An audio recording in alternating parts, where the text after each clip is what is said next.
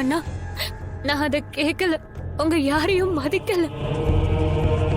என் மனசறிஞ்சு சீனு மாமாவுக்கும் எனக்கும் தொடர்பு இருக்குன்னு அவர் மேல அபாண்டமா பழி சுமத்தின. அவர் எனக்கு சொந்தமாக்கிக்கணும்னு சொல்லி மாயா சீனு மாமாவோட வாழ்க்கையை அழிக்க பார்த்தேன். அதுக்கான பலன் எனக்கு உடனே கிடைச்சிருச்சு. எனக்கு கல்யாணமே நடக்கல. என்ன கொன்னுட்டாங்க பெரியம்மா. நான் சொன்னதை நம்பாம பெரியப்பாவும் நீ சொல்றது உண்மையான திரும்ப திரும்ப கேட்டாங்க.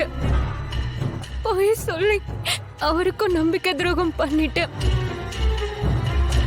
அதனாலதான் செத்ததுக்கு அப்புறமும் சாந்தி கிடைக்காம இப்படி அலையிற. செத்தது கூட இல்ல பெரியம்மா, இப்படி அலையிறல்ல, இதுதான் எனக்கு கிடைச்ச பெரிய தண்டனை. ஐயோ சாரு, சாரு, சாரு இங்க பாருமா. உன்னை யாருமா கொன்னது? அதை எப்படி பெரியம்மா சொல்லுவேன்?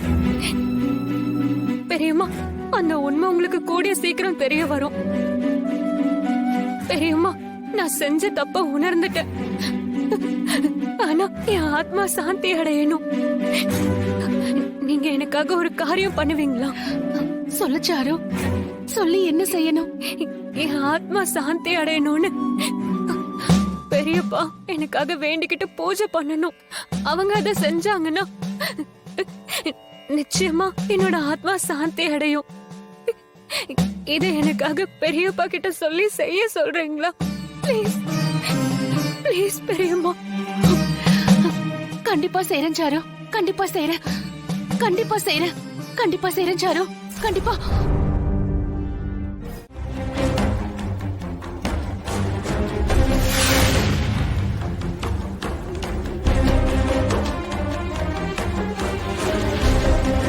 சூசைட் பண்ணிக்கிட்டதா சொல்லப்பட்ட பொண்ணு ஏன் ட்ரெஸ் எல்லாம் ஈரமா இருந்தது?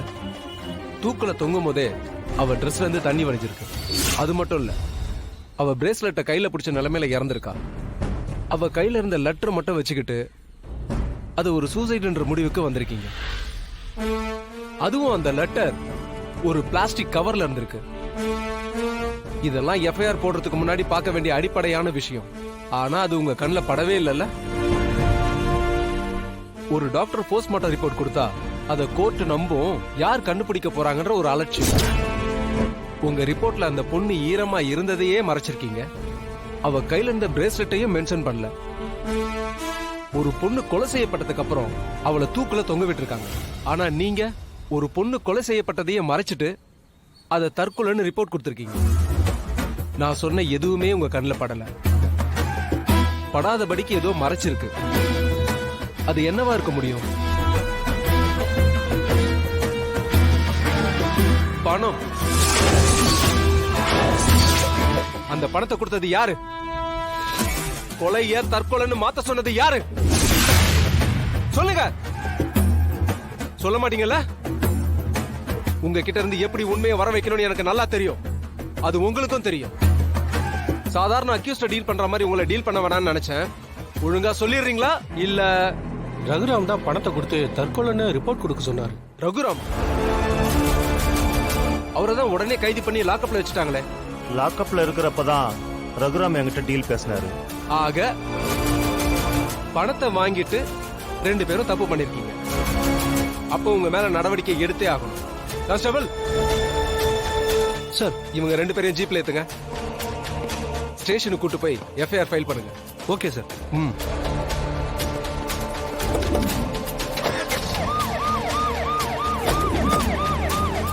சார், சாட்சியமா ஒரு ஏஐ வீடியோவை கோர்ட்ல ப்ரொடியூஸ் பண்ணக்கூடாதுன்னு உங்களுக்கே நல்லா தெரியும். ஜட்ஜை கேட்கும்போது சில உண்மைகளை வெளியே கொண்டு வரதான் இந்த வீடியோவை கோர்ட்ல கொடுத்தேன்னு நீங்க சொன்னீங்க. அதுவும் இந்த வீடியோவால என்ன உண்மைகளை வெளியே கொண்டு வர முடியும்னு என்னால யூகம் பண்ண முடியல. என்கிட்ட ஓப்பனா சொல்ல முடியும்னா உங்க ஐடியா என்னன்னு நான் கொஞ்சம் தெரிஞ்சுக்கலாமா சார்? சொல்றேன்.